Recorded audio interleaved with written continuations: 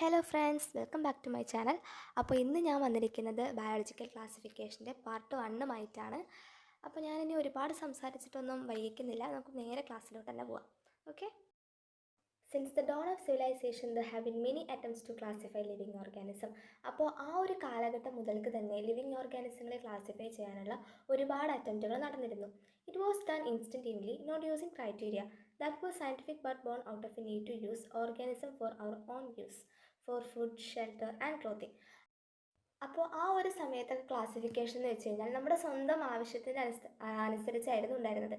അതായത് നമുക്ക് ഫുഡ് തരുന്ന ഒരു ഗ്രൂപ്പ് ഓഫ് ആനിമൽസിനെയൊക്കെ ഒരു കാറ്റഗറീസിൽ, അതുപോലെ ഷെൽട്ടർ ആയിക്കോട്ടെ, ക്ലോത്തിങ് ആയിക്കോട്ടെ, അങ്ങനെയൊക്കെ തരുന്നതിനെ ഓരോ കാറ്റഗറി ചെയ്യായിരുന്നു ആദ്യം ഉണ്ടായിരുന്നത്. Aristotle was the earliest to attempt a more scientific basis for classification. He used simple morphological characters to classify plants into trees, shrubs, and herbs. He also divided animals into two groups, those with red blood and those that did not. അപ്പോൾ ആദ്യമായിട്ട് scientific basis of ക്ലാസിഫിക്കേഷനിൽ ശ്രമം നടത്തിയിരുന്നത് അരിസ്റ്റോട്ടിലായിരുന്നു. അദ്ദേഹം simple morphological ക്യാരക്ടേഴ്സിൻ്റെ അടിസ്ഥാനത്തിൽ പ്ലാന്റ്സിനെ trees, shrubs, herbs എന്നും ആനിമൽസിനെ red blood cells ഉള്ളവയും ഇല്ലാത്തവയും എന്ന് പറഞ്ഞ് divide ചെയ്തു.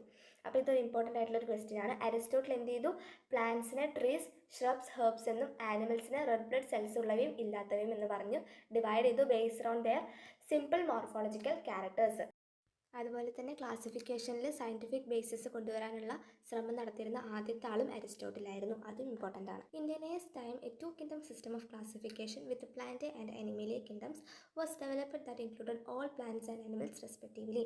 അപ്പോൾ ലിനിയേഴ്സിൻ്റെ കിണ്ടത്തിലോട്ട് പോകുമ്പോൾ അപ്പോഴാണ് 2 kingdom സിസ്റ്റം ഓഫ് ക്ലാസിഫിക്കേഷൻ വന്നത്. അത് ഏതൊക്കെ കിണ്ടങ്ങളായിരുന്നു? കിണ്ടം പ്ലാന്റേയും കിണ്ടം ആനിമലിയും. ഈ രണ്ട് കിണ്ടത്തും എല്ലാ പ്ലാന്റ്സും ആനിമൽസും ഇൻക്ലൂഡഡ് ആയിരുന്നു. This system did not distinguish between the eukaryotes and prokaryotes, unicellular and multicellular organisms, and photosynthetic and non-photosynthetic organisms.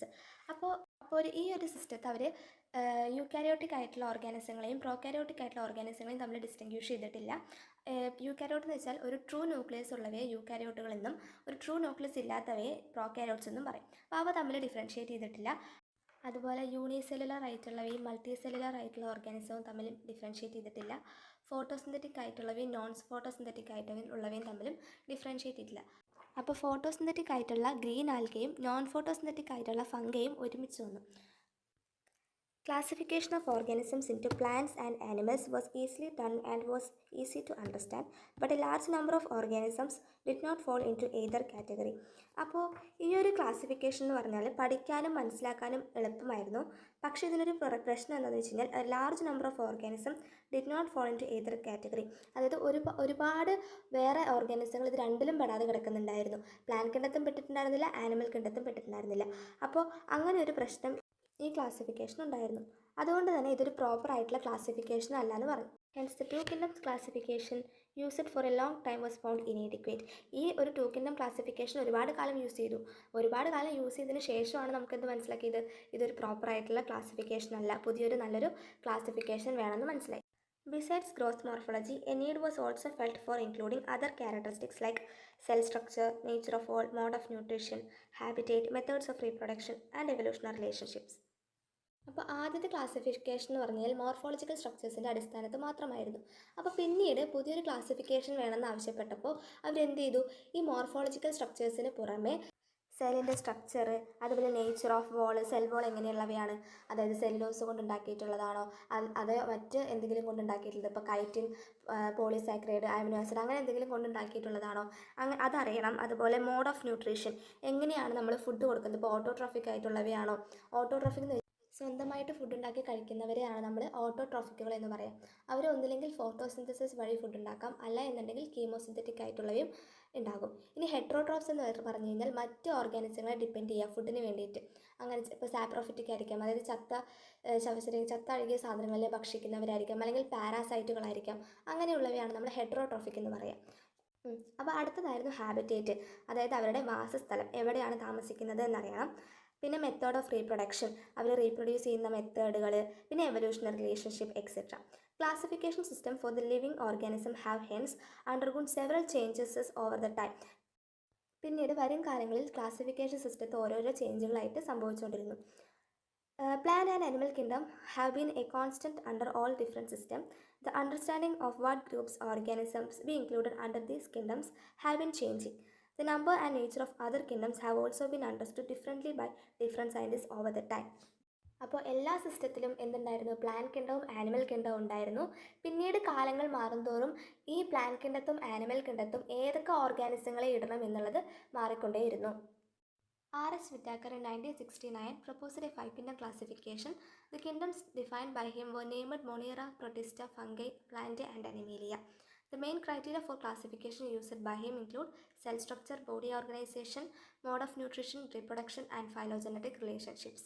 അപ്പോൾ 1969 R.H. Whittaker എന്ത് ചെയ്തു, five kingdom system of classification propose ചെയ്തു. ആൻഡ് അതിൽ അദ്ദേഹം ഉണ്ടാക്കിയിരുന്ന കിണ്ടങ്ങൾ ഏതൊക്കെയായിരുന്നു? Kingdom Monera, Protista, fungi, Plantae and Animalia. The main criteria for classification used by him include cell structure. അപ്പോൾ അദ്ദേഹം യൂസ് ചെയ്തിരുന്ന ക്രൈറ്റീരിയാസ് എന്ന് പറഞ്ഞു കഴിഞ്ഞാൽ സെൽ സ്ട്രക്ചർ, അല്ലെ, അദ്ദേഹം ആ ഒരു ഓർഗാനിസത്തിൻ്റെ സെല്ലിൻ്റെ സ്ട്രക്ചർ നോക്കിയിരുന്നു. അതുപോലെ ബോഡി ഓർഗനൈസേഷൻ എങ്ങനെയാണ് നോക്കി, ഇപ്പോൾ സെല്ലുലാർ ആണോ അല്ലെങ്കിൽ മൾട്ടി സെല്ലുലാർ ആയിട്ടുള്ളവയാണോ എന്ന് നോക്കിയിട്ടുണ്ടായിരുന്നു. Mode of nutrition, reproduction and phylogenetic relationships. ഇപ്പോൾ ഇത്രയും ക്രൈറ്റീരിയാസ് ആയിരുന്നു അദ്ദേഹം ഫൈവ് കിങ്ഡം സിസ്റ്റം ഓഫ് ക്ലാസിഫിക്കേഷനിൽ യൂസ് ചെയ്തിരുന്നത്. ഇനി ഒരു ടേബിളുണ്ട്, അത് നോക്കാം. അപ്പോൾ ആദ്യത്തെ കിങ്ഡം മൊണീറയുടെ സെൽ ടൈപ്പ് എന്ന് പറഞ്ഞു കഴിഞ്ഞാൽ അത് പ്രോക്യാരിയോട്ടിക് ആണ്. അതായത് അവർക്കൊരു ട്രൂ ആയിട്ടുള്ള ന്യൂക്ലിയസ് ഇല്ല. അപ്പോൾ ഇത്രയും 5 കിങ്ഡത്തിലെ പ്രോക്യാരിയോട്ടിക് ആയിട്ടുള്ള ഒരൊറ്റ കിണ്ടേ ഉള്ളൂ, അത് കിങ്ഡം മൊണീറയാണ്. ബാക്കിയുള്ള എല്ലാ കിങ്ഡംസും എന്താണ്, യൂക്യാരിയോട്ടിക് ഉള്ളവയാണ്. അവർക്കൊക്കെ ട്രൂ ആയിട്ടുള്ളൊരു ന്യൂക്ലിയസ് ഉണ്ട്. ഇനി മൊണീറയുടെ സെൽ വോൾ ഉണ്ടാക്കിയിട്ടുള്ളത് നോൺ സെല്ലുലോസിക്കും പോളിസാക്കറൈഡ് പ്ലസ് അമിനോ ആസിഡാണ്. അതായത് അവരുടെ സെൽ വോൾ ഉണ്ടാക്കിയിട്ടുള്ളത് സെല്ലുലോസ് കൊണ്ടല്ല, മറിച്ച് പോളിസാക്കറൈഡും അമിനോ ആസിഡും കൊണ്ടാണ് അവർക്ക് സെൽ വോൾ ഉണ്ടാക്കിയിട്ടുള്ളത്. ഇനി അവർക്ക് ന്യൂക്ലിയർ മെംബ്രെയിൻ ഉണ്ടോ? ഇല്ല, അവർക്ക് ന്യൂക്ലിയസ് ഇല്ല. ന്യൂക്ലിയസ് ഇല്ലാത്തടത്തോണ്ട് അവർക്ക് എന്തില്ല, ന്യൂക്ലിയർ മെംബ്രെയിൻ ഇല്ല. അങ്ങനെ ആലോചിച്ച് വെച്ചാൽ മതി. സോ അവരുടെ ന്യൂക്ലിയർ മെംബ്രെയിൻ എന്താണ്, ആബ്സെൻ്റ് ആണ്. ഇനി അവരുടെ ബോഡി ഓർഗനൈസേഷനോ? ബോഡി ഓർഗനൈസേഷൻ അവരുടെ സെല്ലുലാർ ആണ്. മോഡ് ഓഫ് ന്യൂട്രീഷൻ അവർ ഓട്ടോട്രോഫിക്കുമാണ്, ഹെട്രോട്രോഫിക്കുമാണ്. അവരെന്ത് ചെയ്യുന്നുണ്ട്, സ്വന്തമായിട്ട് ഫുഡ് ഉണ്ടാക്കാനും അവർക്ക് പറ്റും. അതുപോലെ അവർ മറ്റ് ഓർഗാനിസങ്ങളെ ഡിപ്പെൻഡ് ചെയ്തിട്ട് ഫുഡ് ഉണ്ടാക്കും. അപ്പോൾ ഓട്ടോട്രോഫിക്കിൽ അവർ രണ്ടും ഉണ്ട്. ഫോട്ടോസിന്തറ്റിക്കും ആണ്, ലൈറ്റ് ഉപയോഗിച്ച് ഫുഡ് ഉണ്ടാക്കുന്നവയാണ്. അതുപോലെ കീമോസിന്തറ്റിക്കും ആയിരിക്കും, കെമിക്കൽ സബ്സ്റ്റൻസസിനൊക്കെ യൂസ് ചെയ്യും. അതുപോലെ തന്നെ ഹെട്രോട്രോഫ്സ് ആണെങ്കിൽ അവർ സാപ്രോഫിറ്റിക്, അല്ലെ, നേരത്തെ പറഞ്ഞ പോലെ ചത്ത ശവശരീരങ്ങളിൽ നിന്നൊക്കെ ഭക്ഷിക്കുന്നവരായിരിക്കും. അതുപോലെ പാരാസിറ്റിക്കുമാണ്. ഇനി അടുത്ത കിണ്ടത്തിലോട്ട് പോവുകയാണെങ്കിൽ കിണ്ടം പ്രൊട്ടിസ്റ്റ. കിണ്ടം പ്രൊട്ടിസ്റ്റ എന്ന് പറഞ്ഞു കഴിഞ്ഞാൽ അവരെന്താണ്, യൂക്യാരിയോട്ടിക് ആണ്. മൊണീറ ഒഴികെയുള്ള ബാക്കി എല്ലാ കിണ്ടവും എന്തായിരിക്കും, യൂക്യാരിയോട്ടുകളായിരിക്കും. അവർക്ക് ട്രൂ ആയിട്ടുള്ളൊരു ന്യൂക്ലിയസ് ഉണ്ട്. അപ്പോൾ ന്യൂക്ലിയസ് ഉള്ളതുകൊണ്ട് തന്നെ അവരുടെ ന്യൂക്ലിയർ മെംബ്രെയിൻ എങ്ങനെയുള്ളതായിരിക്കും, അവർക്ക് ഉണ്ടാവും. ന്യൂക്ലിയർ മെംബ്രെയിൻ പ്രസൻറ്റ് ആണ്. യൂക്യാരിയോട്ടിക് ആയതുകൊണ്ട് ന്യൂക്ലിയസ് ഉണ്ട്. സോ അവർക്ക് എന്തുണ്ട്, ന്യൂക്ലിയർ മെംബ്രെയിനും പ്രസൻറ്റ് ആണ്. ഇനി അവരുടെ സെൽ വോൾ എന്തുകൊണ്ടാണ്, കിണ്ടം പ്രൊട്ടിസ്റ്റയിലുള്ള സെൽ വോൾ എന്ന് പറഞ്ഞു കഴിഞ്ഞാൽ ചിലവർക്ക് എന്തുണ്ടാവും, സെൽ വോൾ ഉണ്ടാവും, അല്ലേ. ഇപ്പോൾ പ്രസൻറ്റ് ഇൻ സെല്ലുലാർ ആണ്. അപ്പോൾ ഇവിടെ നിന്നൊരു ചോദ്യം ചോദിക്കാൻ ചാൻസ് എന്ന് വെച്ചാൽ യൂണിസെല്ലുലാർ ആയിട്ടുള്ള യൂക്യാരിയോട്ടിക് ഓർഗാനിസങ്ങൾ പ്രസൻറ്റ് ചെയ്യുന്ന കിണ്ടം ഏതെന്ന് ചോദിക്കാം. അപ്പോൾ കിണ്ടം പ്രൊട്ടിസ്റ്റയാണ്. ഇനി അവരുടെ മോഡ് ഓഫ് ന്യൂട്രീഷൻ ആണെങ്കിൽ അവർ ഓട്ടോട്രോഫിക് ആയിരിക്കും, ഹെട്രോട്രോഫിക് ആണ്. ഓട്ടോട്രോഫിക്കിലാണെങ്കിൽ അവർ ഫോട്ടോസിന്തറ്റിക് ആണ്, ലൈറ്റ് ഉപയോഗിച്ച് ഫുഡ് ഉണ്ടാക്കുന്നവയാണ്. ഇനി അടുത്ത മൂന്നാമത്തെ കിണ്ടം എന്ന് പറയുന്നത് കിണ്ടം ഫംഗൈ ആണ്. കിണ്ടം ഫംഗൈ ആണെങ്കിൽ അവരുടെ സെൽ ടൈപ്പ് എന്താ, യൂക്യാരിയോട്ടിക് ആണ്, അല്ലേ. Cell wall present without സെല്ലോസ്. അവർക്ക് സെൽ വോൾ ഉണ്ട്, എന്തുകൊണ്ടുള്ളതല്ല, സെല്ലോസ് കൊണ്ടുള്ളതല്ല, മറിച്ച് കൈറ്റിൻ കൊണ്ടാണ് അവരുടെ സെൽ വോൾ ഉള്ളത്. ന്യൂക്ലിയർ മെംബ്രെയിൻ പ്രസൻ്റ് ആണ്, കാരണം ഒരു യൂക്യാരിയോട്ടിക് ആണ്, ന്യൂക്ലിയസ് ഉണ്ട്, അതുകൊണ്ട് ന്യൂക്ലിയർ മെംബ്രെയിൻ എന്താണ്, പ്രസൻ്റ് ആണ്. ഇനി ബോഡി ഓർഗനൈസേഷൻ എങ്ങനെയാണ്, അവർ മൾട്ടി സെല്ലുലാർ ആണ്, അല്ലേ, ലൂസ് ടിഷ്യൂ എന്നൊക്കെ പറയും. ഇനി മോഡ് ഓഫ് ന്യൂട്രീഷൻ എടുക്കുകയാണെങ്കിൽ അവർ കൂടുതലും ഹെട്രോട്രോഫിക്കുകളാണ്, അല്ലേ. അവർ മറ്റൊരു ഓർഗാനിസത്തെ ഡിപ്പെൻഡ് ചെയ്യും ഫുഡിന് വേണ്ടിയിട്ട്. അവർ സാപ്രോഫിറ്റിക്കുമാണ്, പാരാസിറ്റിക്കുമാണ്. ഇനി പ്ലാന്റ് എടുക്കുകയാണെങ്കിൽ അവരെന്താ, യൂക്യാരിയോട്ടുകളാണ്. പിന്നെ സെൽ വോൾ അവർക്ക് പ്രസൻ്റ് ആണ്. പ്ലാന്റിൻ്റെ സെൽ വോൾ ഉണ്ടാക്കിയിട്ടുള്ളത് സെല്ലുലോസ് കൊണ്ടാണ്. അപ്പോൾ ഡിഫറൻസ് മനസ്സിലായി. ഫംഗൈ ആണെങ്കിൽ അത് ഉണ്ടാക്കിയിട്ടുള്ളത് കൈറ്റിനും, പ്ലാന്റ് ആണെങ്കിൽ സെല്ലുലോസും ആയിരിക്കും. ന്യൂക്ലിയർ മെംബ്രെയിൻ പ്രസൻ്റ് ആണ്. ബോഡി ഓർഗനൈസേഷൻ ടിഷ്യൂ ഓർഗൻ ആണ്. മോഡ് ഓഫ് ന്യൂട്രീഷൻ അവർ ഓട്ടോട്രോഫിക് ആണ്. അപ്പോൾ ഓട്ടോട്രോഫിക് ആയിട്ടുള്ള ഒരു കിണ്ടം എന്ന് പറയുന്നത് പ്ലാന്റ് ആണ്. ഓട്ടോട്രോഫിക് മാത്രമായിട്ടുള്ളത്. ഓട്ടോട്രോഫിക്കിലെ ഫോട്ടോസിന്തറ്റിക് വഴിയാണ് അവർ ഇതാക്കുന്നത്. അതായത് ഒരു ലൈറ്റ് യൂസ് ചെയ്തിട്ടാണ് അവർ എന്ത് ചെയ്യുന്നത്, ഫുഡ് ഉണ്ടാക്കുന്നത്, അല്ലേ. അപ്പോൾ ഫോട്ടോസിന്തസിസ് പ്ലാന്റ്സ് അതെല്ലാവർക്കും കിട്ടുമെന്ന് വിചാരിക്കുന്നു. അടുത്തത് കിണ്ടം ആനിമേലിയാണ്. കിണ്ടം ആനിമേലിയിലും യൂക്യാരിയോട്ടുകളാണ്. അവർക്ക് എന്തില്ല, അവരുടെ കാര്യമാണ് സെൽ വോൾ ഇല്ലാത്തവരാണ് ആനിമൽസ്. എപ്പോഴും ആനിമൽസിന് എന്തില്ല, സെൽ വോൾ ഇല്ല. ന്യൂക്ലിയർ മെംബ്രെയിൻ പ്രസൻ്റ് ആണ്. അവരുടെ body organisation tissue organ system. ഇനി മോഡ് ഓഫ് ന്യൂട്രീഷൻ ആണെങ്കിൽ അവർ മെയിൻലി ഹെട്രോട്രോഫിക് ആണ്, ഹോളോസോയിക് ആൻഡ് സാപ്രോഫിറ്റിക് ആയിരിക്കും. ഇത്രയും കാര്യങ്ങൾ ഇതിൽ ഈ ടേബിൾ ഭയങ്കര ഇമ്പോർട്ടൻ്റ് ആണ്, എല്ലാവരും പഠിച്ചേക്കുക. അപ്പോൾ ഇതുവരെ പഠിച്ച കാര്യങ്ങളൊന്ന് നമുക്ക് റിവൈസ് ചെയ്തിട്ട് നോക്കാം. അപ്പോൾ ആദ്യമായിട്ട് സയൻറ്റിഫിക് ബേസിസ് ഫോർ ക്ലാസിഫിക്കേഷനിൽ ശ്രമം നടത്തിയിരുന്ന ആൾ അരിസ്റ്റോട്ടിലാണ്. അദ്ദേഹം പ്ലാന്റ്സിനെ ട്രീസ്, ഷ്രബ്സ്, ഹെർബ്സ് എന്നും ആനിമൽസിനെ റെഡ് ബ്ലഡ് സെൽസും ഇല്ലാത്തവയും എന്ന് പറഞ്ഞ് ഡിവൈഡ് ചെയ്തു. പിന്നീട് ലിനേഴ്സിൻ്റെ സിസ്റ്റം വന്നു. അദ്ദേഹം പ്ലാന്റ് കിങ്ഡം, ആനിമൽ കിങ്ഡം കൊണ്ടുവന്നു. അതിലെല്ലാം പ്ലാന്റ്സും ആനിമൽസും ഇൻക്ലൂഡഡ് ആയിരുന്നു. പക്ഷെ അതിന് കുറേ എന്തുണ്ടായിരുന്നു, പ്രശ്നങ്ങളുണ്ടായിരുന്നു. അവർ യൂക്കാരിയോട്ടുകളിലെയും പ്രോക്കാരിയോട്ടുകളിലെയും അതുപോലെ unicellular, multi cellular, photosynthetic, non photosynthetic ഇങ്ങനെയൊന്നും പറഞ്ഞവർ എന്ത് ചെയ്തിട്ടില്ല, ഡിഫറൻഷ്യേറ്റ് ചെയ്തിട്ടില്ല.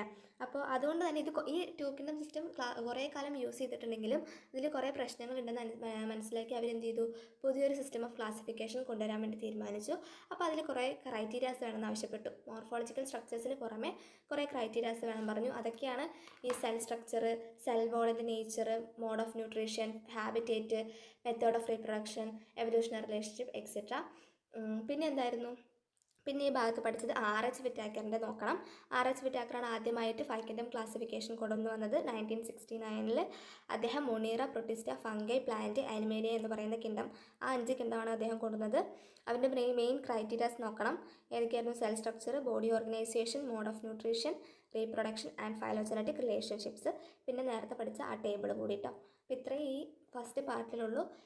നെക്സ്റ്റ് പാർട്ട് ഉടൻ തന്നെ വരുന്നതായിരിക്കും. അപ്പോൾ ക്ലാസ് ഇഷ്ടപ്പെട്ടിട്ടുണ്ടെങ്കിൽ ലൈക്ക് ചെയ്യുക, കമൻറ്റ് ചെയ്യുക, സബ്സ്ക്രൈബ് ചെയ്യുക. ഇനി എന്തെങ്കിലും മനസ്സിലാവാത്തതോ അല്ലെങ്കിൽ ക്ലാസ്സിന് എന്തെങ്കിലും കുഴപ്പം എന്തെങ്കിലും ഉണ്ടെങ്കിൽ നിങ്ങൾ താഴത്തൊന്ന് കമൻറ്റ് ചെയ്യുക കേട്ടോ. കമൻറ്റ് ബോക്സിൽ ഒന്ന് കമൻറ്റ് ചെയ്യണം. അപ്പോൾ ആരെങ്കിലും സബ്സ്ക്രൈബ് ചെയ്യാൻ വിട്ടുപോയിട്ടുണ്ടെങ്കിൽ ഒന്ന് സബ്സ്ക്രൈബ് ചെയ്തിടുക കേട്ടോ. അപ്പോൾ താങ്ക് യു.